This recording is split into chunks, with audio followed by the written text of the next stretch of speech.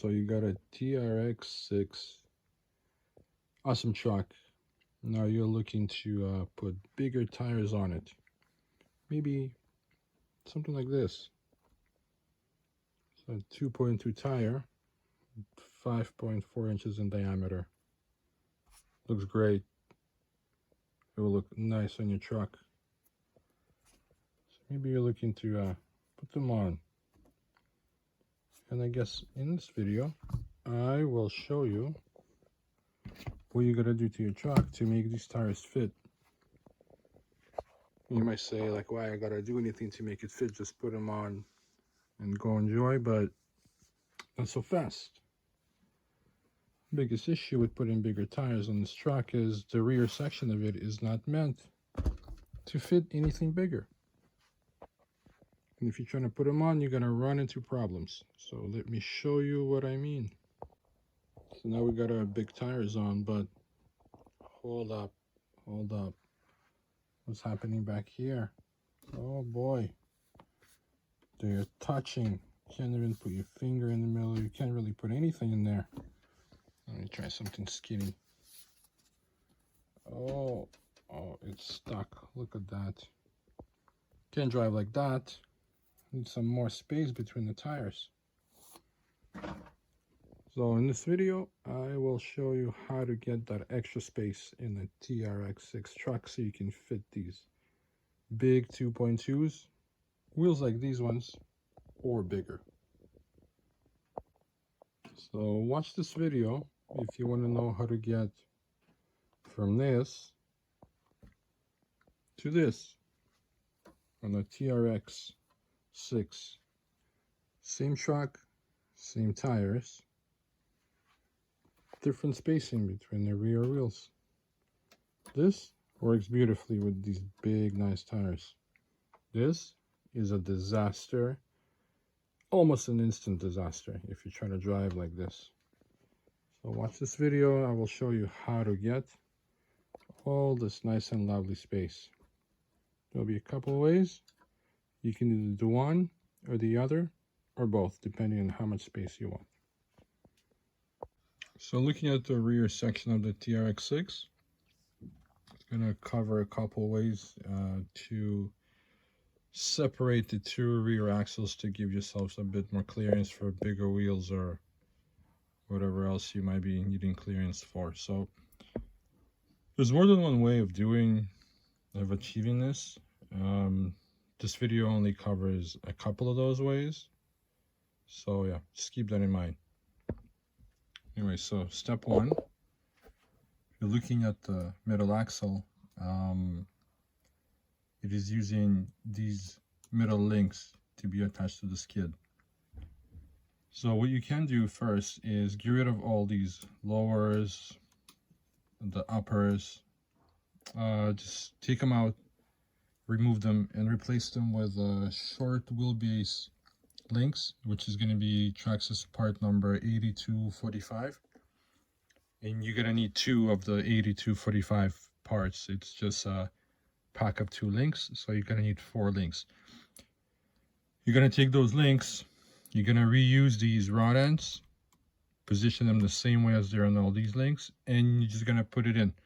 What that's going to give you is a 10 millimeter clearance from the middle towards the front. So this axle will move this way 10 millimeters. Put it like this.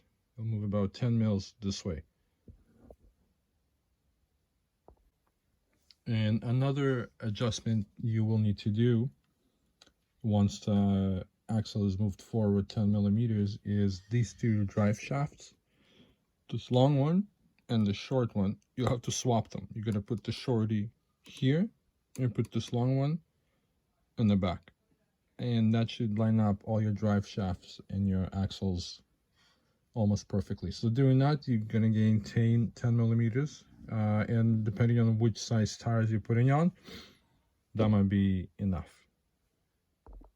Now, if 10 millimeters is not enough, you need more space because your tires are that big, or you just want to extend the wheelbase of a TRX6.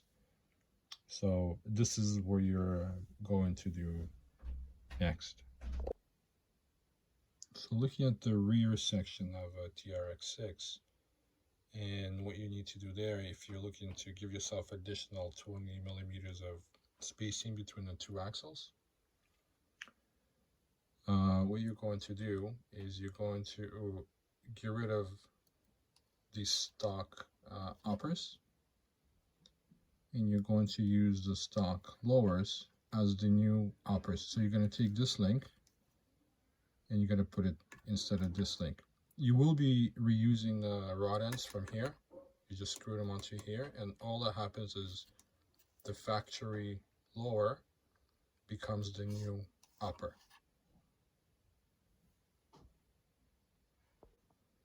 Second step there is actually now placing a new link as your new lowers here, and for that you're going to need Traxxas part number 8145, just one 8145. It's two links from a lift kit, and you will take those links, you will reuse these rod ends, and you put them here. Again, it's the Traxxas part number 8145 that you need to place here. Following that, you will need to adjust the rear drive shaft, which is this part here. And what you will need to do is you'll need to make it longer. If you don't make it longer, what is going to end up being here is going to be too short, and you may have the shaft fall out. So what you will need to do is get a couple more parts. You're going to need the shaft kit, Traxxas part number 8250. It's basically these guys and these guys. And you will also need the joint to replace this joint here. And the joint you're going to need is the part number 8295. Why do you need it? Because this joint is not the same as any of these other joints, like this one or this one. This one is not the same. You can't really reuse it with any of the other shafts. That's why you need to get one of these joints, or one of these joints, which is Traxxas number 8295. And basically what you're going to build is a three-piece drive shaft. So you're going to go from this to something that looks like this, like becomes a three-piece drive shaft, because if we go 10 mil this way on the middle axle and 20 mil this way on the rear axle, you're going to have a lot of space here. This little drive shaft is not going to fit. That's why you're going to have to build something that looks like a three-piece drive shaft.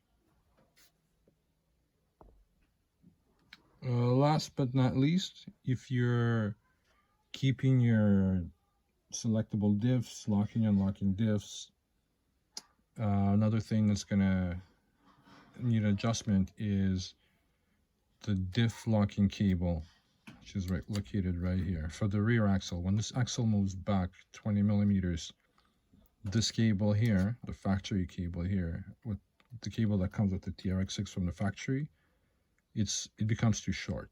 So you will need to replace it with a longer cable. Part number for the longer cable is 8839, and it's the 298 millimeter locking cable. It's actually cable from the hauler, which will then fit perfectly to the rear axle from the locking servo, and you'll be able to, you don't have to relocate the servo, you'll just have to reroute new cable, and you will still have the locking rear diff.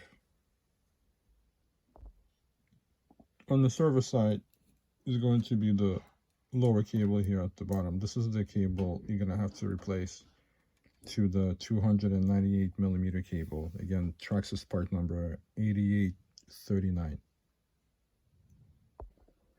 The very last thing to mention is your shocks are going to change their angles.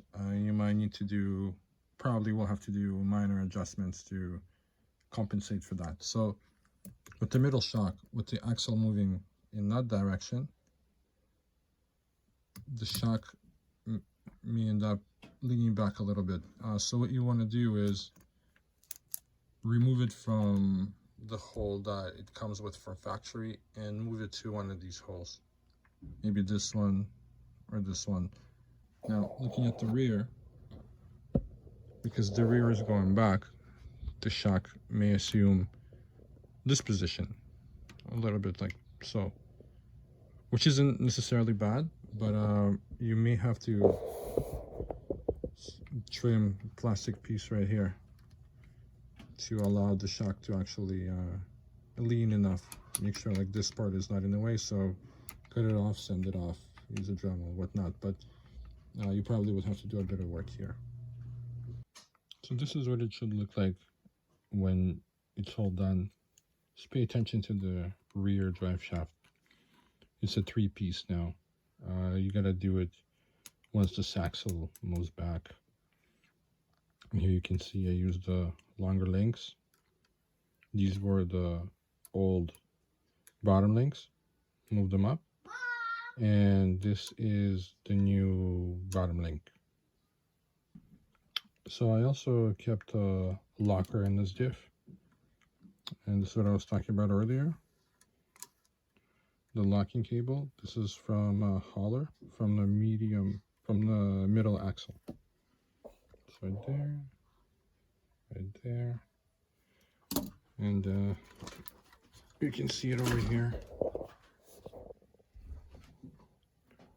Comes out over here, and here's the servo. So this is not a TRX6 G63 cable. This is the ultimate hauler cable for the middle axle.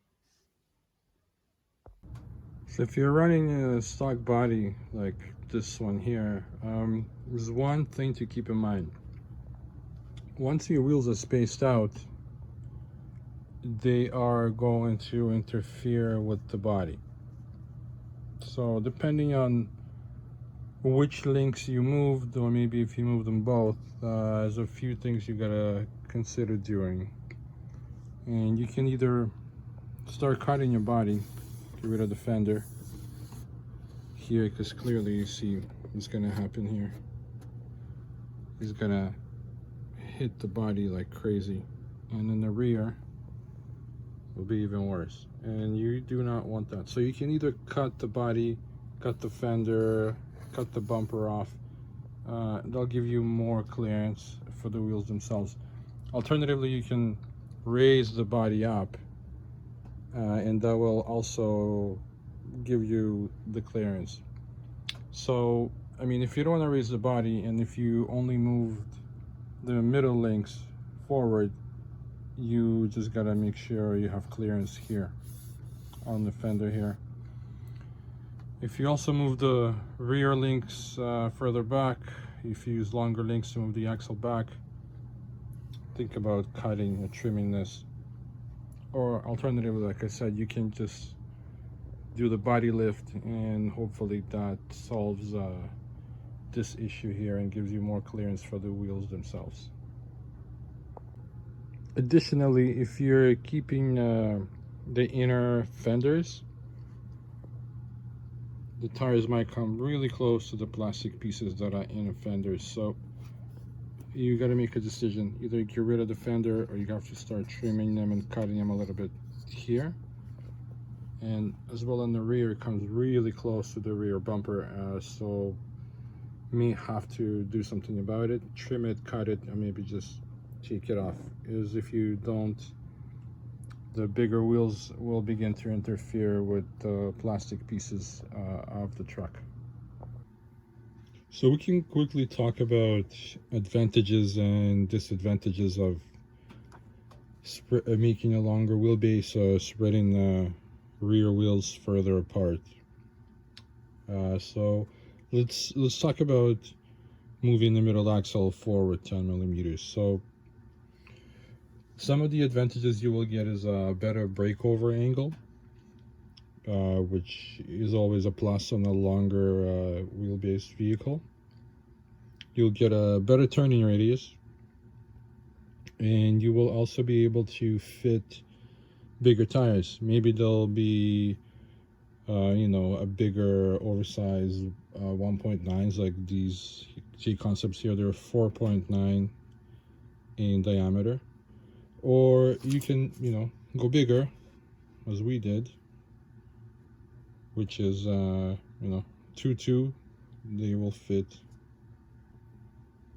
So now let's talk about some of the things that happen when you move the rear axle further back. So one of the advantages is you are going to gain climbing ability. You'll be able to climb steeper hills, steeper rocks, steeper whatever. You'll be able to climb pretty steeply once you move this axle further that way, 20 millimeters.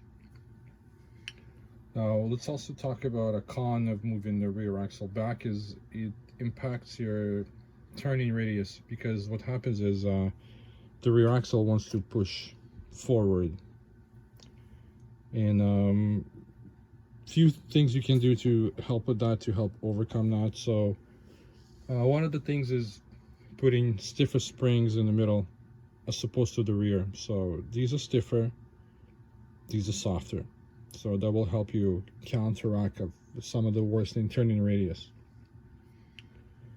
Another thing you can do is make this unlockable diff, as I have. So I can unlock it, and that helps with the turning radius a little bit. And one thing that could really help is if you have a turning axle back here. That really helps with the turning radius on any wheelbase rig, but especially on one like one that's this long. And another thing you can do to help better your turning radius on a car like this is put an overdrive here into the front axle and put underdrive into the very rear axle. That will also help you turn a little bit sharper. Here's a final look on the type of spacing you're gonna end up with once you move this axle 10 millimeters forward, and once you move this axle 20 millimeters backwards. Thank you for watching. I hope you found this video helpful. Leave a comment.